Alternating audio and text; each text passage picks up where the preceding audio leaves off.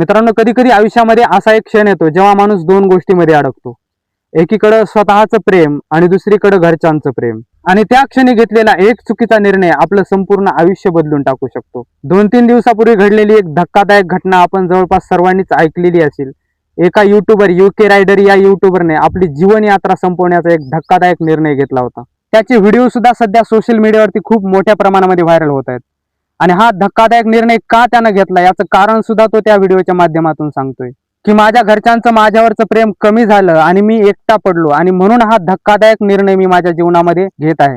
घरच्यांचं प्रेम कमी होण्याचं कारण सुद्धा त्यानं सांगितलं की मी घरच्यांच्या विरोधात जाऊन अदर कास्ट मॅरेज करण्याचा मी निर्णय घेतला. घरच्यांनी परमिशन दिली नाही तरी सुद्धा मी त्यांच्या विरोधात जाऊन अदर कास्ट मॅरेज करण्याचा निर्णय घेतला आणि त्याच्यामुळे मला त्यांनी घराच्या बाहेर काढलं किंवा मला सोडलं, माझ्यावरचं प्रेम कमी केलं.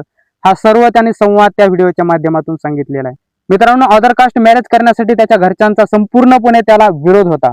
तरी सुद्धा घरच्यांच्या विरोधात जाऊन त्यानं लग्न करण्याचा निर्णय घेतला होता. आणि विशेष म्हणजे त्यानं घरच्यांच्या विरोधात जाऊन त्या मुलीसोबत लग्न करण्याचा जो निर्णय घेतला होता आणि लग्न सुद्धा केलं होतं, शेवटी ती मुलगी सुद्धा त्याला सोडून गेली आणि शेवटी तो एकटा पडला आणि त्यामुळे तो डिप्रेशन मध्ये गेला. आणि त्या डिप्रेशन मध्ये त्यानं हा धक्कादायक आत्महत्या करण्याचा निर्णय त्यानं घेतला होता. आता प्रश्न असा निर्माण होतो की या सगळ्या गोष्टीमध्ये चूक नेमकी कोणाची होती? त्याच्या आई वडिलांची होती की त्या मुलाची होती? मित्रांनो, ती चूक दोघांचीही नव्हती. चूक होती फक्त त्या भावनेच्या भरामध्ये त्यानं घेतलेल्या त्या धक्कादायक निर्णयाची. मित्रांनो, आजचा हा व्हिडिओ तुमच्यासाठी अत्यंत महत्वाचा ठरणार आहे. कारण अशा प्रकारची परिस्थिती प्रत्येकाच्या जीवनात कधी ना कधी नक्की येते. त्याच्या जीवनामध्ये आई वडिलांच्या विरोधात जाऊन लग्नाचा निर्णय घेण्याची परिस्थिती आली. तुमच्या जीवनामध्ये दुसरा कोणता निर्णय घेण्याची परिस्थिती निर्माण होईल. पण अशा प्रकारची परिस्थिती प्रत्येकाच्या जीवनामध्ये कधी ना कधी येते. जेव्हा तुमचे निर्णय आणि तुमच्या घरच्यांच्या अपेक्षा एकमेकांच्या विरोधात उभ्या राहतात, अशा परिस्थितीमध्ये नेमकं काय करायचं? घरच्यांचं ऐकायचं की स्वतःच्या मनाचं ऐकायचं? आणि दोघांमध्ये संघर्ष झालाच तर त्याच्यातून बाहेर कसं पडायचं? हे सगळं आज या व्हिडिओच्या माध्यमातून आपण समजून घेणार आहोत. त्यामुळे हा व्हिडिओ शेवटपर्यंत नक्की पहा. मित्रांनो, आपण सगळेच जण एका भ्रमामध्ये जगत असतो. आपल्याला वाटतं आपली फॅमिली आपल्याला कोणत्याही परिस्थितीमध्ये आपल्यावरती प्रेम करेल, पण वास्तविक थोडं वेगळं असतं. घरच्यांचं प्रेम खूप मोठं असतं, पण त्या बदल्यामध्ये त्यांच्या अपेक्षाही खूप मोठ्या असतात. आई वडिलांच्या मनामध्ये एक मुलांच्या बाबतीमध्ये स्वप्न असतं, तो कसा वागावा, तो कसा जगावा. कधी कधी तर त्यानं लग्न कोणाशी करावं हे सुद्धा त्यांच्या मनामध्ये ठरलेलं असतं. कारण त्यांना वाटतं आम्हाला जास्त अनुभव आहे. पण जेव्हा मुलगा किंवा मुलगी त्यांच्या विरोधात जाऊन निर्णय घेतात तेव्हा त्यांच्या अपेक्षा तुटत असतात. आणि माणसाच्या अपेक्षा तुटल्या की नात्यामध्ये तणाव निर्माण होत असतो. चला आता त्या मुलाची मानसिकता समजून घेऊयात. कल्पना करा, तुम्ही एखाद्या व्यक्तीवर प्रेम करताय आणि तुम्हाला असं वाटतं की हीच व्यक्ती माझ्या आयुष्यामध्ये माझा जोडीदार म्हणून यावी. पण तेव्हा घरचे म्हणतात की हे लग्न आम्हाला मान्य नाही. तेव्हा माणूस दोन दिशामध्ये तुटत असतो. एकीकडे स्वतःचं प्रेम आणि एकीकडे आई वडिलांचं प्रेम. आता कोणाला निवडणार? जर प्रेम निवडतो तर घरच्यांचा विरोध करावा लागतो. जर घरच्यांना निवडलं तर स्वतःचं मन मारावं लागतं.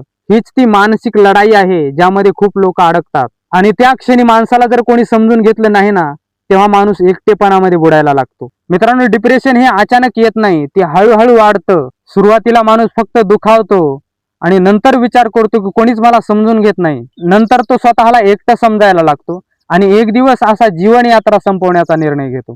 त्याला वाटतं की आता माझ्या जगण्याला काही अर्थ नाही आणि तो भावनेमध्ये एक मोठा निर्णय घेऊन टाकतो. पण एक गोष्ट लक्षात ठेवा, नेहमी भावनेमध्ये घेतलेले निर्णय हे बहुतेक वेळा चुकीचे असतात. आता सर्वात महत्वाचा प्रश्न असा आहे की चूक नेमकी कोणाची होती? आई वडिलांची? कदाचित नाही. कारण ते त्यांच्या संस्कारानुसार तसा विचार करत होते. त्यांना असं वाटत होतं की ते त्यांच्या मुलासाठी योग्य निर्णय घेत आहेत. मग चूक त्या मुलाची होती का? कदाचित त्याचीही नाही, कारण तो त्याच्या मनाचा आवाज ऐकत होता. मग चूक कोणाची होती?